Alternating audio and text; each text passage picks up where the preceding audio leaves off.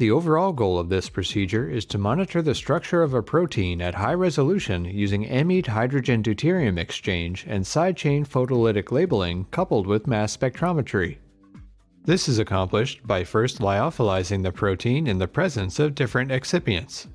In solid-state hydrogen deuterium exchange, the lyophilized protein is exposed to deuterium oxide vapor in a sealed desiccator under controlled relative humidity and temperature. For photolytic labeling, the protein is lyophilized with excipients and a photoreactive agent. The vial is then irradiated with UV light to covalently attach the agent to the protein. For each method, the samples are reconstituted and analyzed using a mass spectrometer at both intact protein and peptide level resolution. These two methods provide complementary information.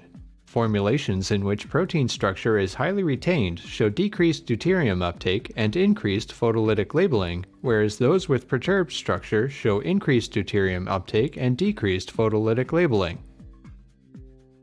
Chemical labeling such as hydrogen deuterium exchange and photo cross-linking coupled with mass spectrometric analysis has recently been adapted to study protein structure and interactions in lyophilized powders.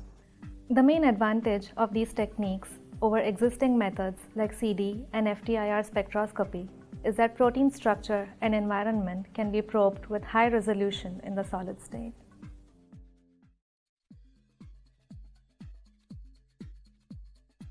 To begin, place 200 milliliters of deuterium oxide in the lower compartment of a desiccator and add 400 grams of potassium carbonate to make a saturated solution. Place the porcelain desiccator plate inside and seal the desiccator airtight. Allow it to equilibrate.